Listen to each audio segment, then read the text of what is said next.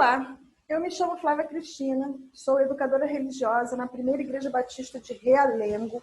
Sou formada pelo Betel Brasileiro em Teologia, com concentração em Missiologia. O Betel Brasileiro ele tem mais de 80 anos de história, cuja sede está em João Pessoa, porém eu fiz na extensão de Campo Grande, Rio de Janeiro. Estou formada desde 2009 e desde 2010 eu leciono em seminários diversas disciplinas, entre elas aquela que ocupa um lugar especial no meu coração, que é o Antigo Testamento. E eu fui convidada pela irmã Márcia Sanches, ministra de Educação Religiosa da Igreja de Vila Kennedy, para estar ministrando uma oficina para professores, cujo objetivo era aprender a aplicar as 7 leis do ensino, cuja base está no livro Ensinando para Transformar Vidas, do pastor Rodrigues Hendricks. Esse livro ele já tem mais de 30 anos de lançado, porém é um livro cujos princípios eles são totalmente aplicados e contemporâneos para o nosso tempo, quando aprendidos. Esse livro ele foi indicado para mim, e para os meus amigos no seminário, na época que eu estava lecionando a disciplina Teologia de Educação. E esse livro, desde a primeira vez que eu li, e eu confesso para vocês que eu já o li mais de 10 vezes, ele impactou a minha vida, e agora que eu leciono essa disciplina, esse é um livro que eu sempre aconselho para os meus alunos, e ele tem impactado a vida dos meus alunos também. E tenho certeza que se você ainda não teve a oportunidade de ler esse livro, de fazer uma leitura, a gente vai tentar passar os principais pontos. Porém, não é possível, a gente não tem tempo hábil, senão ficaria um vídeo muito cansativo, ministrar todos os pontos, mas eu aconselho a você a adquirir esse livro, a fazer uma leitura, tentar aplicar os 7 princípios, as 7 leis do ensino, e você vai ver o quanto isso vai fazer diferença na sua vida enquanto professor, enquanto educador da palavra de Deus. Então, que eu aconselho você a adquirir esse livro. Eu queria hoje fazer aí uma breve apresentação da nossa oficina. Nessa oficina de professores, a nossa proposta é que você aprenda a usar e aplicar as 7 leis do ensino. Como eu falei, nós vamos basear a nossa ministração no livro chamado Ensinando para Transformar Vidas, do pastor Rodrigues Hendricks, que tem mais de 25 anos de formação, de experiência no ensino da palavra, e ele, de forma prática, ele pega as 7 leis do ensino, cujo Milton Gregory já havia trabalhado as 7 leis do aprendizado, e ele pega essas 7 leis de ensino de forma prática, de acordo com a sua experiência. Ele começa a aplicar na sua experiência pessoal e ele nos ensina, a partir das suas experiências, como aplicar essas 7 leis do ensino. E eu convido você a essa viagem de aplicar e aprender com o pastor Hendricks sobre esse livro que, como eu falei lá há pouco, tem transformado a vida das pessoas, tem impactado de forma plena a vida das pessoas, até porque eu entendo que, enquanto chamados por Deus para o ministério do ensino, nós não estamos ensinando qualquer coisa e nem é qualquer ministério, mas é o ministério de Deus, a obra de Deus para ensinar a sua palavra. Então, eu convido você a fazer essa viagem comigo. O primeiro texto que eu queria destacar nessa breve apresentação é o texto de Romanos 12, versículo 7, quando Paulo está tratando ali acerca dos dons espirituais, e ele fala assim: o que ensina, esmere-se em fazê-lo. E quando a gente olha para esse texto, vem-nos logo à mente o que será que Paulo queria dizer com esmere-se em fazê-lo. Eu trouxe aí o texto no original grego, onde está lá, onde Paulo faz essa orientação acerca do ministério do ensino, do dom do ensino, e algumas versões para você ter uma ideia clara do que significa o esmere-se. Então, Paulo diz em algumas versões: o que está ensinando, ensine. O que tem o dom do ensino, entre dentro do ensino. O que ensina, esmere-se em fazê-lo. Se é ensinar, que haja dedicação ao ensino. Se é o de ensinar, então ensinemos. Se é ensinar, ensine. O que tem o dom do ensino, busca aperfeiçoá-lo. Se alguém é professor, faça um bom trabalho de ensino. Se é ensinar, devemos dar tudo o que temos por nosso ensino. Quando Paulo usa a palavra esmere-se no grego, ele estava falando sobre trabalho duro, empenho, dedicação, esforço.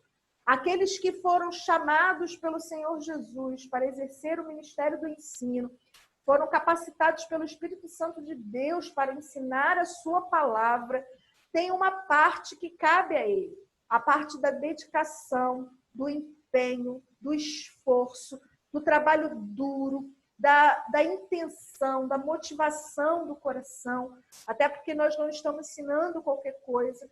Quando o Senhor Jesus, ele comissiona os discípulos, quando ele está sendo assunto aos céus, e ele dá lá a grande comissão, ele diz: ide por todo mundo, pregai o evangelho a toda criatura, batizando-os e ensinando-os a guardar todas as coisas que eu vos tenho ordenado. Mas, segundo Paulo, existem aqueles irmãos que, de uma forma sobrenatural, são capacitados por Deus para exercer o ministério do ensino.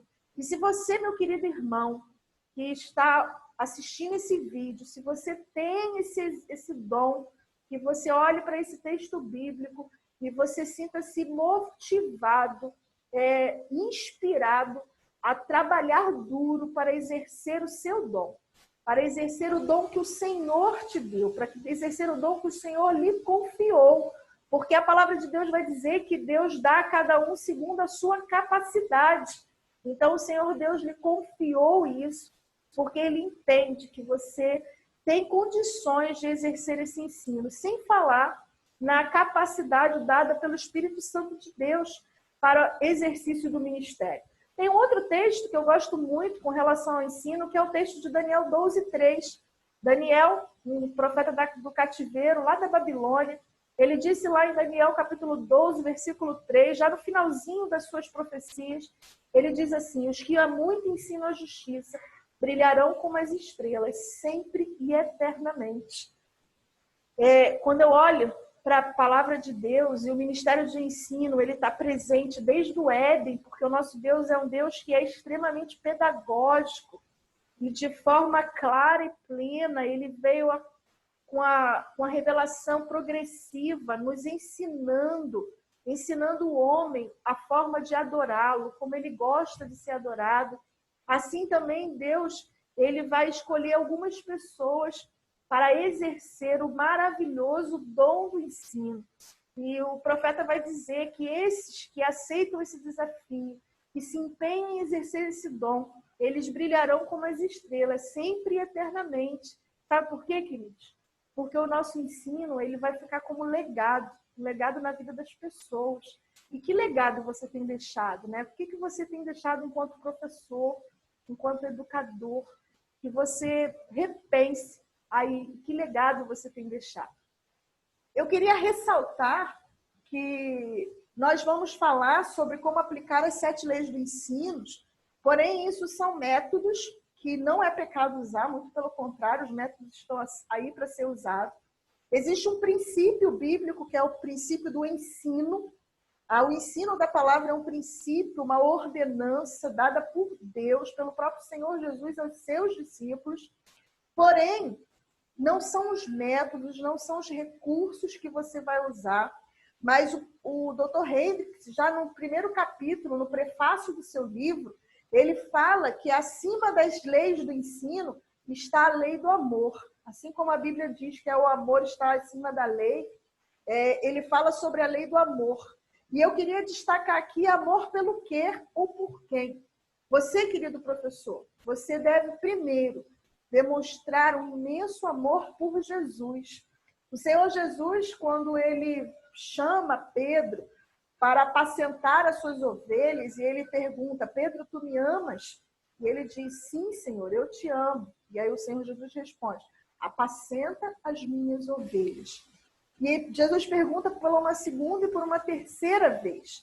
Então, o que o Senhor Jesus nos ensina ali é que a motivação de Pedro para apacentar as ovelhas do Senhor, o seu profundo amor pelo Senhor Jesus.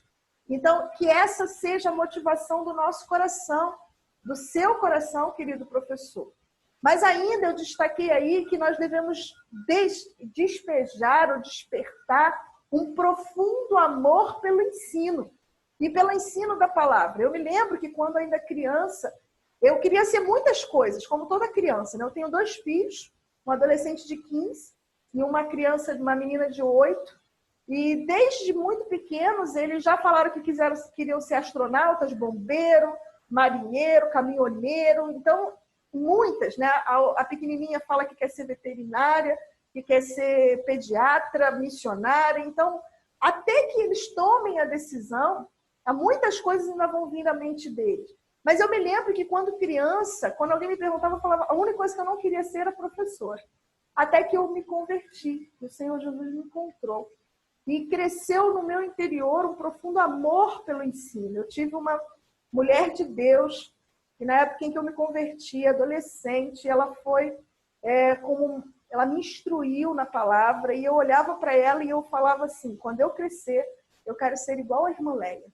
E essa mulher de Deus, ela me inspirou. Quando eu olho para trás, eu olho para o exemplo dela.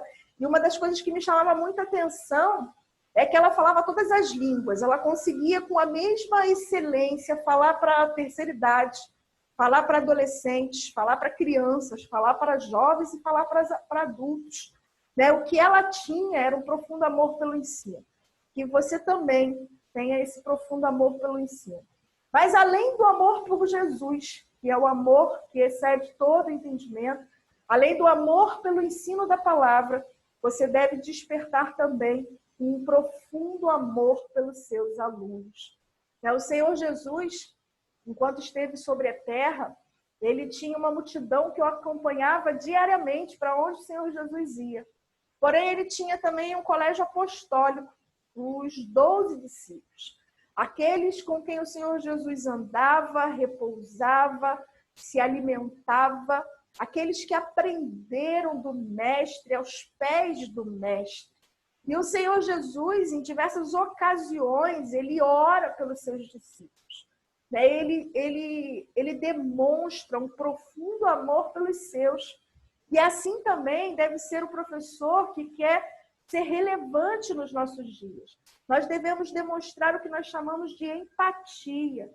Nós devemos, o ensino, ele passa primeiro, antes do intelecto, ele passa pelas vias do coração.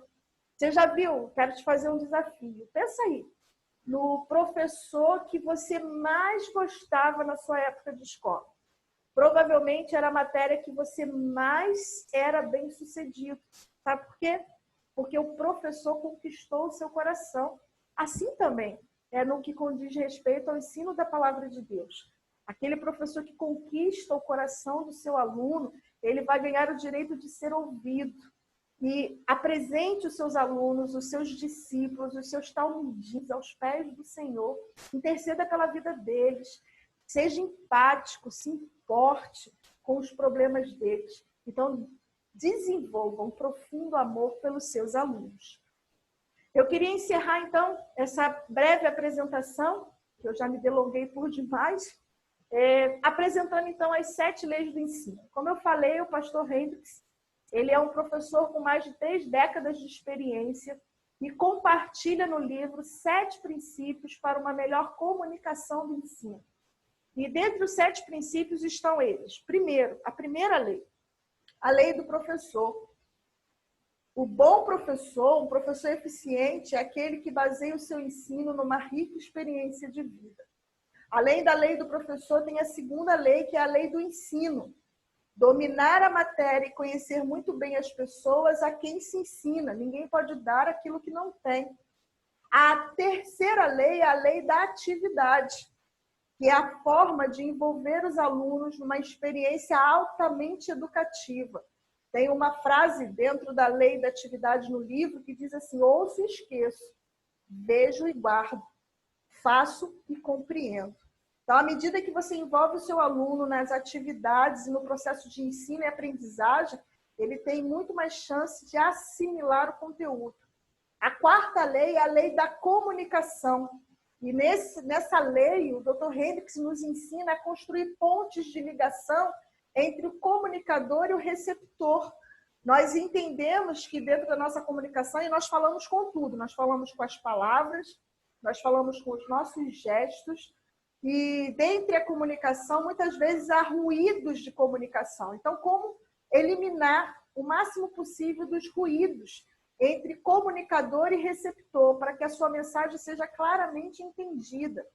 A quinta lei é a lei do coração, que essa talvez seja a lei que eu mais gosto, né? Ela visa atingir a personalidade como um todo, a transformar o indivíduo não somente no que diz respeito ao cognitivo, ao intelecto, mas transformar o sentimento e a vontade. A sexta lei é a lei da motivação. E essa lei, ela visa descobrir e cultivar motivações humanas que são intrínsecas. É aquela proveniente de fatores externos. Então, a motivação que cresce dentro da gente e como professor, enquanto comunicador da palavra, ele pode estar motivando os seus alunos. E nessa lei, o Dr. Henrique vai dizer que tanto aluno quanto professor, eles devem estar devidamente motivados. E a sétima lei é a lei da preparação prévia. O professor, ele deve se preparar para ensinar e o aluno deve se preparar para aprender. Quantos de nós, em diversas experiências e situações, muitas vezes, no caminhar da semana, na correria do dia a dia, deixamos para ler a lição no sábado à noite, ou às vezes até 40 minutos antes da EBD no domingo. E o Dr. Hendricks vai dizer que a preparação prévia, ela tem um longo caminho a ser percorrido. E ela é fundamental para que o ensino seja um ensino eficaz. Eu quero me despedir de você nessa breve apresentação e até o próximo vídeo, quando nós estaremos tratando acerca da lei do professor. Quero dizer para você também que você vai ter disponível esses slides e também uma breve apostila. E se você puder, compre o livro. O livro deve custar aí por volta de R$25, R$30. Quem sabe juntando todos os professores, você não consegue fazer um pacote e reduzir aí o custo do frete e você vai ser impactado por esse livro. Deus os abençoe e até a próxima. É um prazer conhecê-los.